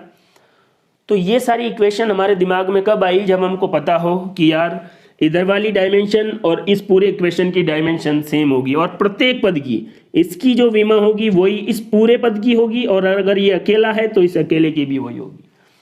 तो फोर्स की लिख दी और डेंसिटी वाले को उससे क्या कर दिया multiply. Density mass upon volume होता है, वॉल्यूम L³ या L3 होता है, तो ऊपर चला गया तो किस में आ जाएगा माइनस में। M2 ये माइनस में 3 था, प्लस का 1 तो माइनस का 2, और ये -T-2 है, तो ये विमा किसकी आ गई x की। कोई भी इक्वेशन आपको दें, आपको ये याद रखना है, अगर इक्वेशन के बीच में प्लस और माइनस है तो प्लस और माइनस के बाद वाले पदों की विमा सेम होनी चाहिए, तभी वो इक्वेशन सही है। मान लो ऐसा होता कि इक्वेशन सोल्व करते टाइम इसकी विमा सेम है, इसकी विमा इसके जैसी सेम है, और ये अलग आ गई, तो अपन फिर कह सकते हैं कि ये इक्वेशन क्या है, गलत है। हर एक पद की विमा समान होनी चाहिए, दोनों पक्षों की विमाएं भी क्या होनी चाहिए, समान होनी चाहिए, तब जाके हम कह सकते हैं कि वो इक्वेशन विमीय रूप से सही है। फिर भी हम ये नहीं कह सकते कि वो एक्यूरेट है, हाँ ये कह सकते हैं कि वो समीकरण विमीय रूप से सही है। अब एक्यूरेट हो भी सकती है और नहीं भी हो सकती, लेकिन अगर प्रत्येक पद की डायमेंशन या विमा अलग है किसी एक की भी, या दोनों पक्षों की विमाओं में डिफरेंस है, तो हम 100% श्योर है कि वो इक्वेशन गलत है।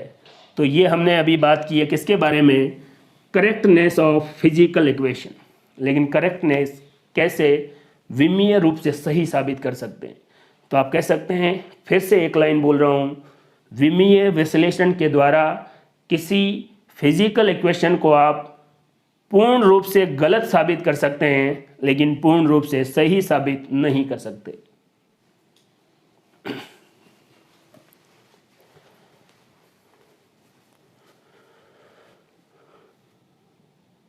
डायमेंशनल एनालिसिस से इक्वेशन से रिलेटेड कैसे क्वेश्चन आते हैं, अभी मैंने आपको बताए, 2 क्वेश्चन मैं आपके सामने और बता रहा हूँ। इस तरीके के क्वेश्चन जब आप देखते हैं तो आपको लगता है कि यार बड़े टफ है या कैसे आएंगे। केवल आपको जब आप छोटे थे उस टाइम मैथमेटिक्स की एक सिंपल बात पता हो कि समान संख्याएं का मतलब सेम फिजिकल क्वांटिटी, समान भौतिक राशि ही आपस में जुड़ती है और घटती है। दूसरा, अब यूं कह सकते हैं कि जिनकी विमाएं समान हो वही आपस में जुड़ेगी और वही आपस में घटेगी। इसी को कहते हैं विमाओं की समांगता का सिद्धांत। अगर आपको इतनी सी बात पता है तो यहाँ से क्वेश्चन करने में आपको कोई प्रॉब्लम नहीं होगी, और अगर नहीं पता है तो फिर आप कैलकुलेशन करते रहिए, कुछ नहीं हो सकता। वंडरवाल इक्वेशन आपके सामने दे रखी है और नंबर ऑफ मोल शायद इसने 1 लिया हो, लेकिन क्वेश्चन अपन तो वंडरवाल इक्वेशन के बारे में अभी जानकारी लेने की ज़रूरत नहीं है। आपको ये इक्वेशन दे रखी है, इसमें P प्रेशर है, V वेलोसिटी नहीं सॉरी वॉल्यूम है, और T क्या है टेम्परेचर, V क्या है वॉल्यूम आयतन। फिर ये कह रहा है कि इस इक्वेशन में 2 कांस्टेंट है A और B, इनकी डायमेंशन बताओ।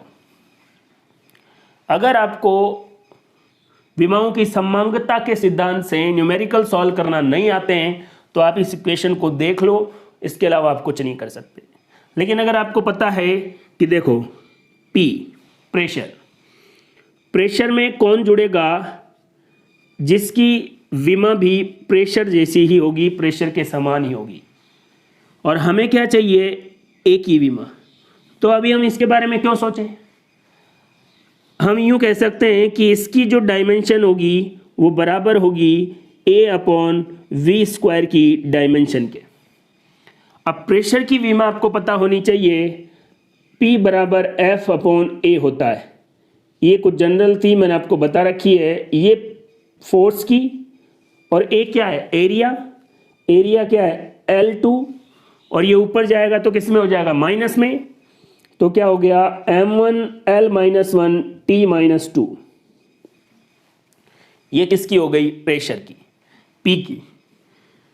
अब ए की चाहिए तो V इधर आ जाएगा, तो क्या हो गया P और वॉल्यूम का स्क्वायर किसके बराबर होगा, ए के। P की अभी आपने कैलकुलेट कर ली है, M1 L-1 T-2। वॉल्यूम का इससे मल्टीप्लाई करेंगे तो वॉल्यूम L3, और इसको क्या कर देंगे 2 बार, तो L6 हो जाएगा। तो क्या हो गया M1 L माइनस में 1 है और इधर L प्लस में 6 है, तो प्लस के 5, और क्या हो गया T-2। ये किसकी डायमेंशन आ गई, कांस्टेंट ए की। क्या करना पड़ा, बेसिक चीज़ें, फोर्स की आपको डायमेंशन निकालना आनी चाहिए, एरिया का आपको पता ही है, उससे प्रेशर का आ गया, और प्रेशर को वॉल्यूम से, volume L into B into H, लंबाई गुणा चौड़ाई गुणा ऊंचाई, इसलिए उसको तीनों को दूरी मान रहे हैं, इसलिए L3, और सॉल्व किया, ए की वैल्यू आ गई। अगर बी के बारे में पूछ रहा है तो देखिए V माइनस बी, वॉल्यूम में से बी को घटाया गया है। समांगता का सिद्धांत क्या कहता है कि जिनकी डायमेंशन समान हो वही आपस में घट सकते हैं। तो वॉल्यूम में से कौन घटेगा, वॉल्यूम, वॉल्यूम की डायमेंशन क्या होती है L3, तो इसकी भी क्या होगी L3। इस तरीके से आप किसी भी इक्वेशन से रिलेटेड कोई कांस्टेंट, कोई पर्टिकुलर क्वांटिटी आपको दी हुई है, आप उसकी डायमेंशन बड़े आराम से निकाल सकते हैं। एक और सवाल, x equals to alpha T plus beta T square, और फिर आपको पूछ रहा है कि इसमें अल्फा और बीटा कांस्टेंट की डायमेंशन निकालो। कितना आसान है इनका डायमेंशन निकालना, अगर आपको एक बेसिक जानकारी पता हो, और अगर नहीं पता हो तो यही चीज़ आपको लगेगी कि यार कितने टफ सवाल है, पेपर का लेवल बड़ा हार्ड है। ये देखिए, जो डायमेंशन इसकी होगी वही इसकी होगी और वही इसकी होगी। अभी अल्फा के बारे में कह रहे हैं तो x equals to alpha T, हमें बोल रखा है x क्या है लंबाई और t क्या है समय, तो अल्फा चाहिए तो क्या हो गया एक्स टी किसके बराबर हो गया, अल्फा के, सॉरी ये t नीचे आ जाएगा, x अपॉन टी। देखो ये देखो x कौन है l, और टाइम t ऊपर चला जाएगा, और अल्फा की वैल्यू क्या हो गई L-1। अगर आपको बीटा की चाहिए तो वही x equals to beta T square, आपको बीटा की चाहिए तो ये इधर आएगा तो अपॉन में आ जाएगा, और बीटा आपको बोल रखा है x की क्या है लंबाई L, t क्या है टाइम, तो 2 बार t2 ऊपर जाएगा L-2, ये किसकी डायमेंशन हो गई, बीटा की। बड़े आराम से देखिए, 2 ऐसे डरावने इक्वेशन वाले जिनको देख के आपको ऐसा लगे कि हम इनकी डायमेंशन नहीं निकाल सकते, बड़े टफ सवाल है। लेकिन अगर आपको ये पता हो कि सेम फिजिकल क्वांटिटी ही जुड़ती है और सेम फिजिकल क्वांटिटी को ही आपस में घटा सकते हैं, तो बिल्कुल आसान सी बात है। कई बार तो बहुत सारे एग्जामों में इसकी पूछी गई है और बच्चे कैलकुलेट कर लेते हैं, इधर जाएगा वो प्लस में आएगा। कुछ नहीं करना था, आपको देखना था वॉल्यूम में से b माइनस हो रहा है, कब हो सकता है जब दोनों की डायमेंशन सेम हो, वॉल्यूम की कितनी है L3 L3, बात खत्म। अगर आप कॉन्सेप्ट को अच्छे से पढ़ते जाएंगे तो आपको कुछ भी सोचने की ज़रूरत नहीं है। टफ से टफ सवाल जो दिखने में आपको ऐसे लगते हैं, वो आप सवाल को देखते ही और साथ में अगर ऑप्शन भी देख लें तो कोई भी आपको बिना किसी भी ज़्यादा टाइम के आराम से सॉल्व हो सकते हैं। किसी भी इक्वेशन की करेक्टनेस को जांचने के बाद अब हम डायमेंशन एनालिसिस के दूसरे उपयोग के बारे में बात करते हैं, मात्रकों का परिवर्तन, कन्वर्जन ऑफ यूनिट्स, जिसके बारे में आपको शुरू से बता रहा था कि MKS को CGS में या CGS सिस्टम से किस में बदल देंगे, MKS में। यहाँ पर मैं फॉर्मूला भी बता रहा हूँ जो हर जगह इस्तेमाल होगा और कुछ एग्जाम्पल के साथ, ताकि आपको अच्छे से समझ में आए। दोस्तों जैसे आपसे कोई पूछे कि एक न्यूटन में, न्यूटन फोर्स का, बल का MKS में मात्रक है, या यूं कह सकते हैं SI मात्रक है, और एक न्यूटन में कितने डाइन होते हैं, और डाइन क्या है CGS में। CGS और MKS क्या होते हैं ये मैं आपको बता चुका हूं। तो क्वेश्चन क्या है कि एक न्यूटन में कितने डाइन होते हैं ये पता करना है। तो देखो यहाँ पर न्यूमेरिकल वैल्यू N1 है 1, न्यूटन है U1 मतलब यूनिट फर्स्ट, N2 अपने को निकालना है, और यूनिट 2 कौन है, डाइन। तो N1 U1 equals to N2 U2, और इसी से एक फॉर्मूला बना है, आपको N2 कैलकुलेट करनी है N1। अब ये U2 नीचे आ जाएगा, इसलिए U1 में जो भी डायमेंशन है M1 L1 T1, और U2 वाली नीचे M2 L2 T2, और इनकी जो घात है वो है ABC।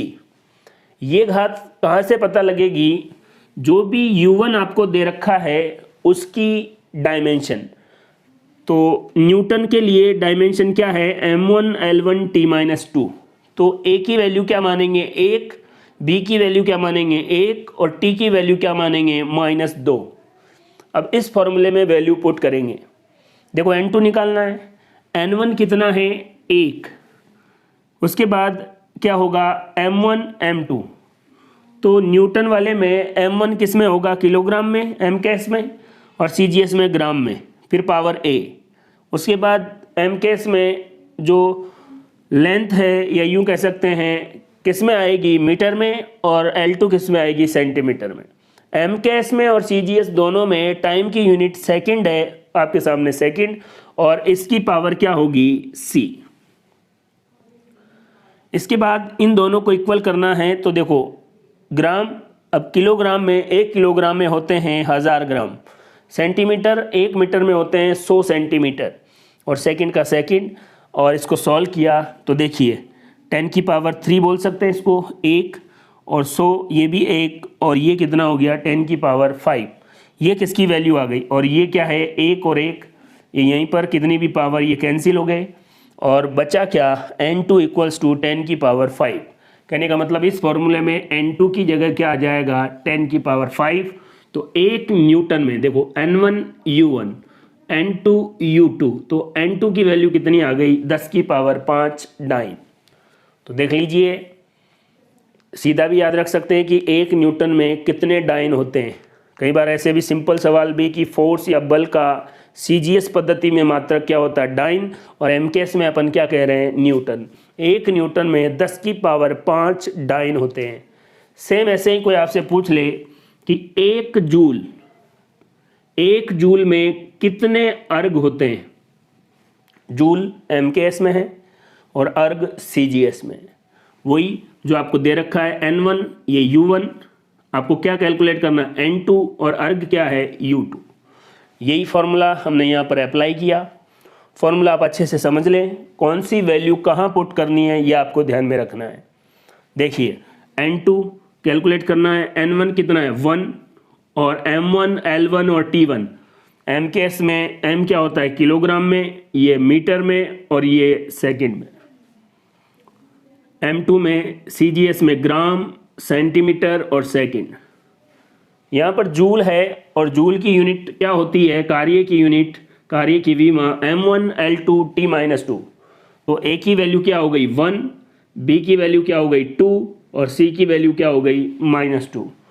यहाँ पर ये वैल्यू पुट किए, किलोग्राम को ग्राम में बदला, मीटर को सेंटीमीटर में, और अब की बार कितना आ रहा है N2 इक्वल्स टू 10 की पावर 3। यहाँ 10 की पावर 2 था, 2 बार हो गए तो 4, और 10 की पावर 7। N2 की वैल्यू क्या आ गई 10 की पावर 7। और एक जूल में कितने अर्ग हो जाएंगे 10 की पावर 7।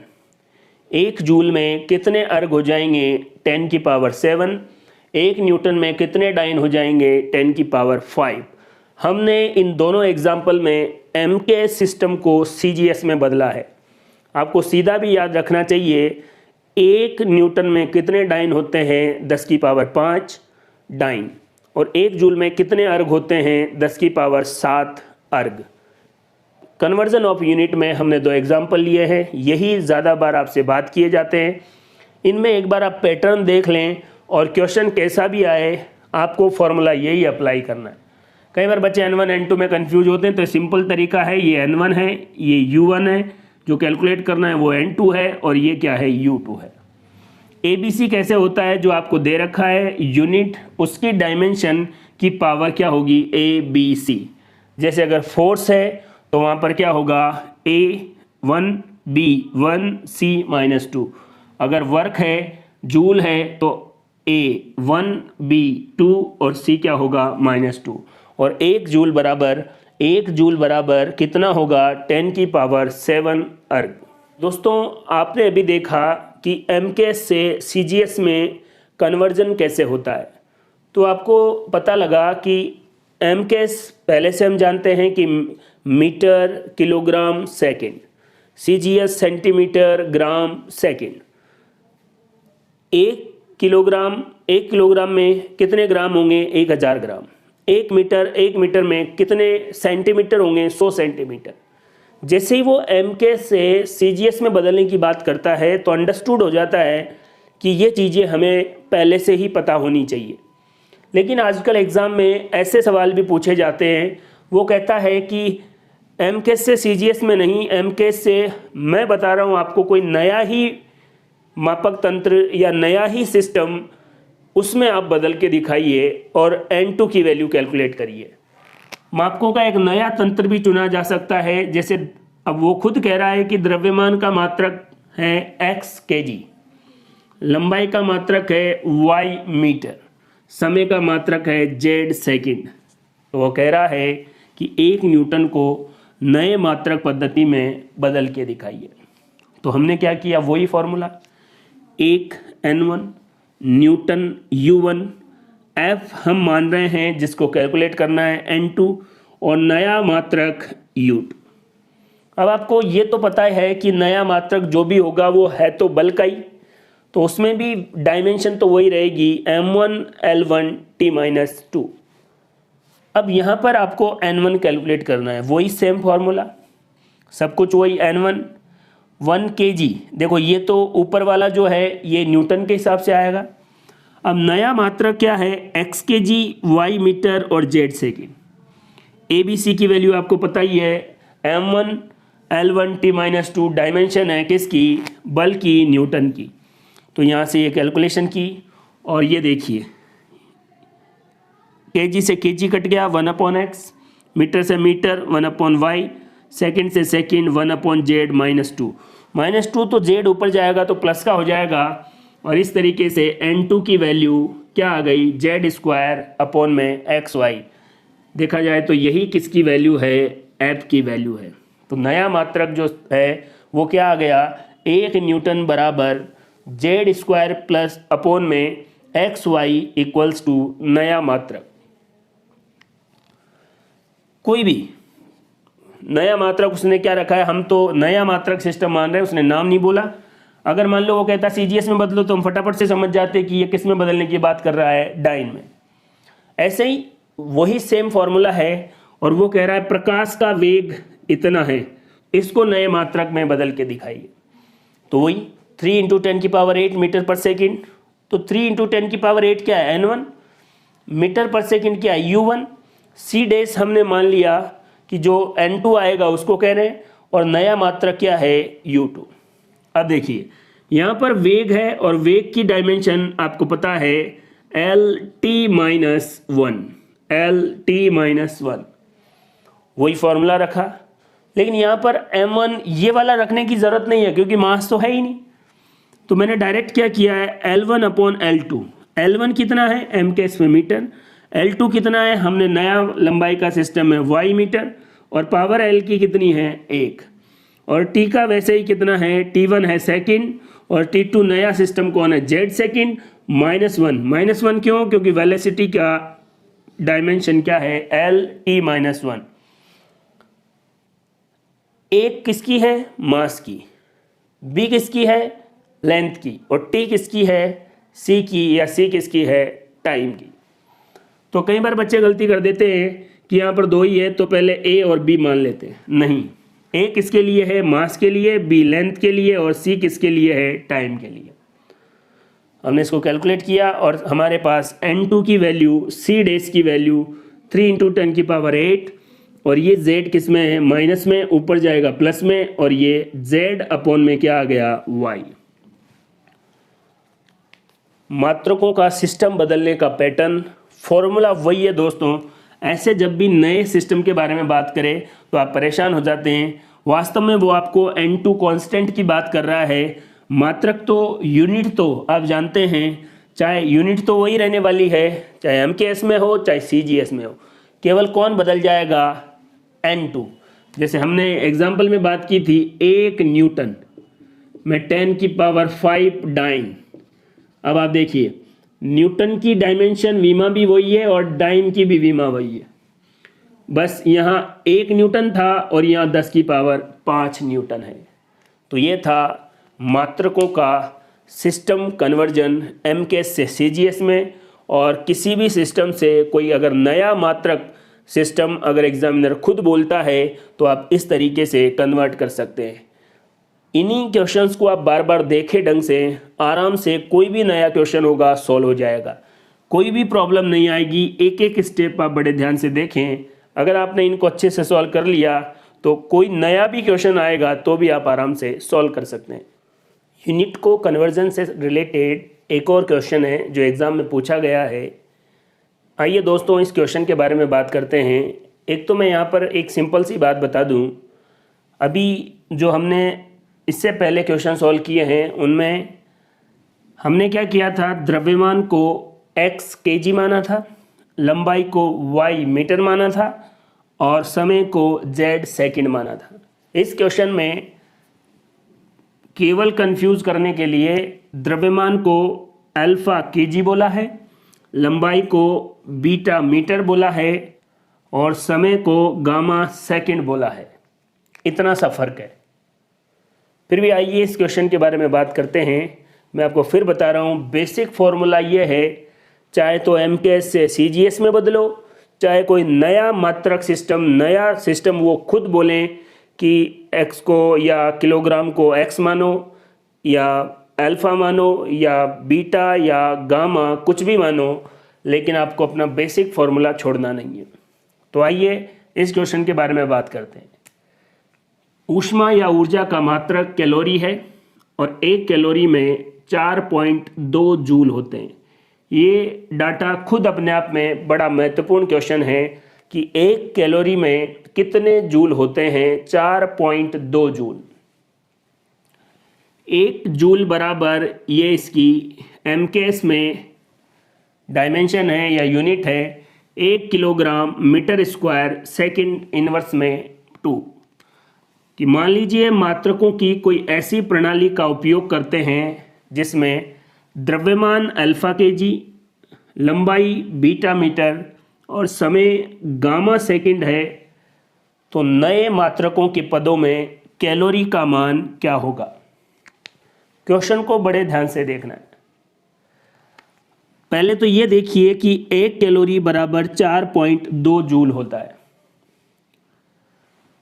1 कैलोरी बराबर 4.2 जूल को ही हम क्या कहेंगे, kilogram metre square second inverse.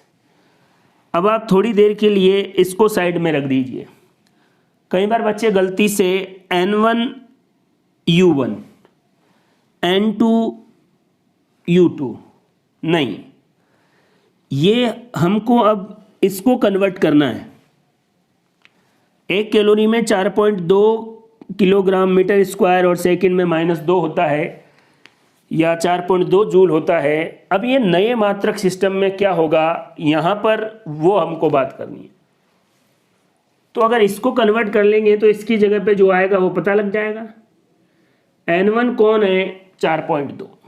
U1 कौन है, वर्क या कार्य की मात्रक जिससे विमा निकलेगी। N2 हमें ज्ञात करना है। U2 कौन है, नया मात्रक जिसके बारे में आपको पता है कि किलोग्राम अल्फा kg, लंबाई बीटा मीटर और समय गामा सेकंड है। वही अपना ट्रेडिशनल पुराना अच्छा फॉर्मूला जो आपको हर जगह अप्लाई करना है। N1 की वैल्यू 4.2, M1 केजी में, M2 हमको पता है alpha, M beta M second और गामा सेकंड। ABC आपको पता है वर्क के लिए, कार्य के लिए विमा M1 L2 T-2 होती है। ये किसकी वैल्यू, A की, ये B की, और ये किसकी है, C की। वैसे आप अब पता लग ही गया होगा, ABC इसको सॉल्व किया, केजी से केजी कट गया, मीटर से मीटर, सेकंड से सेकंड, और 4.2 1 upon alpha 1 upon beta, power जब 2 है तो स्क्वायर, और गामा माइनस में है, ऊपर जाएगा तो प्लस में हो जाएगा। और यहाँ से N2 के लिए क्या निकल के आया, 4.2 अल्फ़ा इनवर्स बीटा माइनस में 2 और गामा 2, 4.2 जूल किसके इक्वल हुआ, 4 अल्फ़ा इनवर्स बीटा माइनस 2 और गामा 2। ये देखिए जूल। अब ये जो वैल्यू आई है ये किसकी वैल्यू है, N2 की। तो नए मात्रक सिस्टम में क्या हुआ, 1 कैलोरी बराबर 4.2 अल्फ़ा इनवर्स बीटा माइनस 2 और gamma delta 2, alpha minus 1 beta minus 2 और गामा स्क्वायर। ये वैल्यू आ गई नए मात्रक सिस्टम में। जो भी नया मात्रक सिस्टम आप बोल रहे हैं, ये वैल्यू किसकी है, N2। अल्फ़ा बीटा और गामा मानने के बाद भी पैटर्न वो का वही है, आपको परेशान होने की ज़रूरत नहीं है, बस आप उसी कॉन्सेप्ट के साथ बने रहिए। इस क्वेश्चन को ध्यान से पढ़ें, किस तरीके से सॉल्व किया है देखें। इस प्रकार के 3 क्वेश्चन मैंने आपको सॉल्व करा दिए हैं। बेसिक MKS से CGS पैटर्न भी मैंने आपको करा दिया है, और किसी बुक में भी आपको नए मात्रक सिस्टम से रिलेटेड कोई क्वेश्चन मिले, इसी पैटर्न से आप सॉल्व करें, आराम से सॉल्व हो जाएंगे।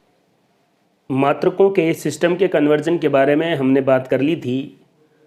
अब हम बात कर रहे हैं कि अगर कुछ राशियां आपको दे रखी है तो उनका आपस में क्या रिलेशन होगा, इसको विमीय विश्लेषण या डायमेंशनल एनालिसिस द्वारा कैलकुलेट करेंगे।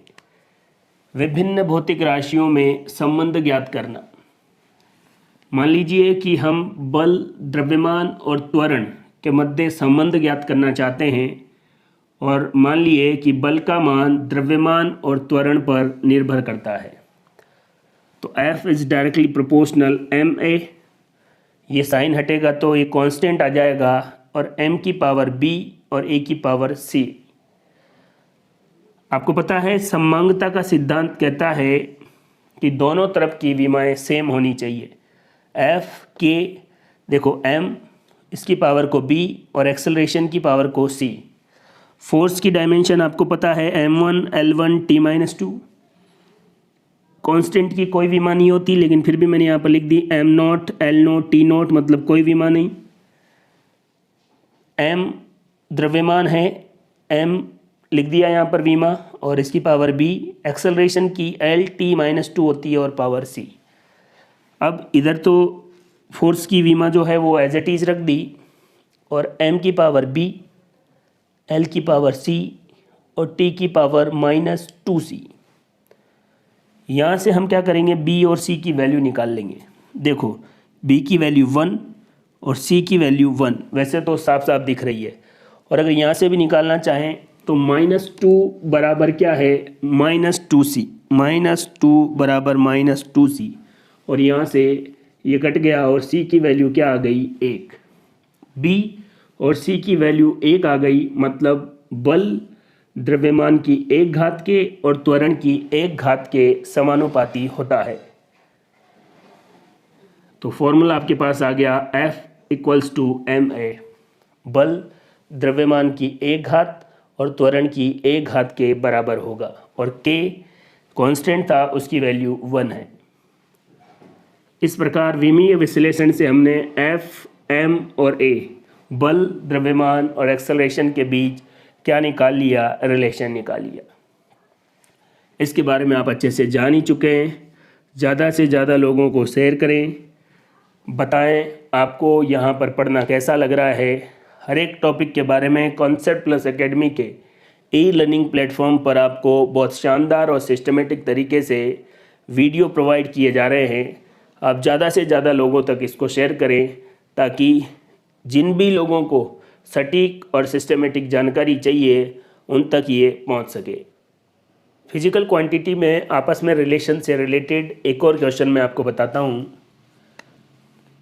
देखा जाए तो इस रिलेशन में ये आपको बताना चाह रहा है कि वास्तव में जो फॉर्मूला आपको दिया गया है वो सही है या उसमें पर्टिकुलर क्वांटिटी की घात कितनी होगी। जैसे यहाँ पर देखिए f = 6 पाई एन एक्स, या इसको ईटा भी कह सकते हैं, जिसको श्यानता गुणांक या विस्कोसिटी कांस्टेंट r, y और v, z। देखो ये है श्यानता गुणांक, विस्कोसिटी कांस्टेंट, ये रेडियस है और ये सीमांत वेग टर्मिनल वेलोसिटी है। अब F क्या है यहाँ पर? शान बल, विस्कस फोर्स। कहने का मतलब ये है कि ये फॉर्मूला शान बल या विस्कस फोर्स का है। क्या ये सही है? और सही है तो इसकी पावर कितनी होगी, R की पावर कितनी होगी और V की पावर कितनी होगी, ये हमें कैलकुलेट करना है। शानता गुणांक F/RV होता है, R radius, V velocity. Force की डायमेंशन ये है, R की L और वेलोसिटी की L t-1, और यहाँ से शानता गुणांक की विमा आपके सामने है। बहुत बार ये एग्ज़ाम में सीधा पूछा गया है ईटा या इसको n से, और इसकी डायमेंशन क्या है, m1 l-1 t-1।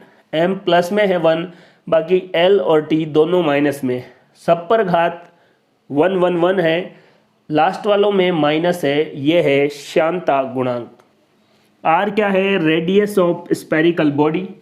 कहने का मतलब जो स्पेरिकल बॉडी है उसकी रेडियस है। Terminal velocity of the body क्या है? सीमांत वेग, उसको v से। और F क्या है? विस्कस फोर्स या श्यान बल।